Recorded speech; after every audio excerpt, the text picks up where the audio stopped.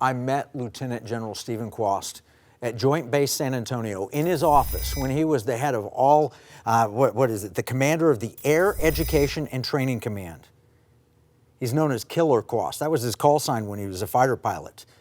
And you know what? This man was the military aide to the Vice President of the United States. He's got an incredible career in the Air Force. He served this nation honorably. He's retired from the military now, and he is continuing to serve America with innovation and excellence, the kind of things he taught to our Air Force. He authored the first space study that puts forward a plan to develop the economic and national security power of space for 21st century challenges. So we've invited General Quast back to the economic war room, and the reason is this Democrats in Congress are trying to abolish the Space Force. There's a bill. So welcome, General Quast, back to the economic war room. How are you doing? I'm doing well. Thank you for having me. All right, tell me what's going on. Why are Democrats in Congress trying to kill the Space Force?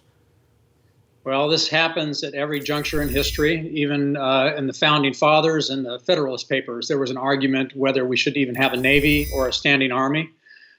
And so I have no fear that this effort will fail, but there will always be a component of society that does not understand human nature or history and will want to have no army, no Navy, no ability to secure our economy, our government, or our sovereign soil.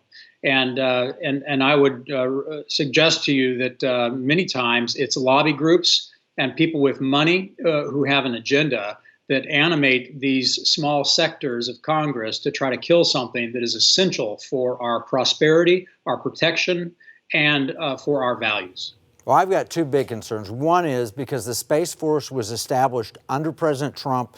I think there's a lot of never-Trumper, I hate the former president, people that want to push that direction. So I look at some of the names of the list and I see that.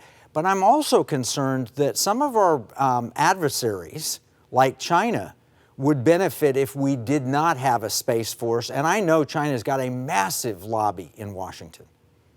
Well, they do, and they own power through the money that they funnel, whether it's a lobby group or whether it's actual ownership of like higher education or different components of elements, think tanks, and such. So there's no question that China is afraid of the Space Force, and they're afraid of it culturally because China likes to solve for X. They like to have certainty. The Space Force is a great variable for them because they plan on dominating the global economy through the geography of space, just like the open oceans dominated the geography and the economy for England and Spain back several hundred years ago. So they are doing everything they can to kill a good idea because they are afraid of it, and they're afraid of the innovation that could come from the Space Force. Well, and one of the advantages of being a dictator like President Xi is you get to say, we're going to do this. And in America, we have a discussion of ideas, and we've got elected representatives, which is massively beneficial in so many ways. But when you can get compromised and infiltrated,